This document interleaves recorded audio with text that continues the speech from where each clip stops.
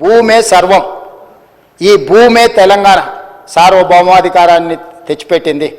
ఈ భూమి కోసం అసూలు బాసిన వాళ్ళు ఉన్నారు, వాళ్ళందరూ కూడా న్యాయం చేయాలనే సాదా బైనామా పోడు భూముల పట్టాలు కావచ్చు, లేకపోతే అసైన్మెంట్ పట్టాలు కావచ్చు, ఏదైనా భూమి రిలేటెడ్ ఇష్యూ. భూమి అంటే భూభారతి అని అంటే అది ఇందిరమ్మ కాంగ్రెస్ పార్టీ. ఎందుకంటే అసైన్మెంట్ భూములు ఇచ్చింది కానీ, పోడు భూముల పట్టాలు ఇచ్చింది కానీ, పేదలకి ఇండ్ల పట్టాలు ఇచ్చింది కానీ, ప్రతి వాడికి భూ పంపకాలు చేయడం ద్వారానే కాంగ్రెస్ పార్టీ ప్రజలలో ఈ రోజుకు 140 సంవత్సరాల నుంచి ఉన్న పార్టీ ఇంకా ప్రజలల్లో ప్రేమ అభిమానం ఉంది.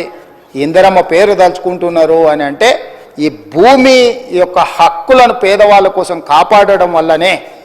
అట్లాంటి హక్కులను కాపాడడానికి భూభారతి 2024 చట్టాన్ని మా రెవెన్యూ శాఖ మంత్రి పొంగులేటి శ్రీనివాసరెడ్డి గారు ఏదైతే సభలో ప్రవేశపెట్టారో సభ్యులందరూ వీలైనంత మేరకు చర్చించారు. కొన్ని రిటర్న్లు కూడా ఎవరికన్నా ఇచ్చినా కూడా వాటిని కూడా మనం పరిగణలోకి తీసుకుందాం.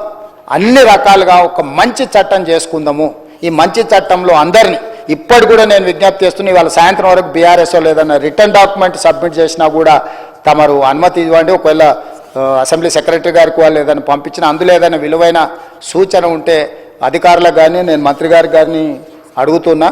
ఈ ఒకవేళ ఏదైనా ఉన్నా కూడా ఎగ్జిక్యూటివ్ ఆర్డర్లో ఒకవేళ చట్టంలో మనం అమెండ్మెంట్ చేసుకోవడానికి ప్రొవిజన్ లేకపోయి ఉండొచ్చు. ఏదైనా ఉంటే అంటే వాళ్ళు ఇంత అల్లరి చేసినా ఏది చేసినా వాళ్ళు ఏదైనా విలువైన సూచన చేస్తా అంటే మాత్రం మాకు ఎలాంటి అభ్యంతరం లేదు అధ్యక్ష. ఈ చట్టాన్ని మీ అందరూ పెద్ద ఎత్తున మద్దతు పలికి ఆమోదించాల్సిందిగా నేను కోరుకుంటున్నాను అధ్యక్ష. ధన్యవాదాలు. మంత్రి గారు.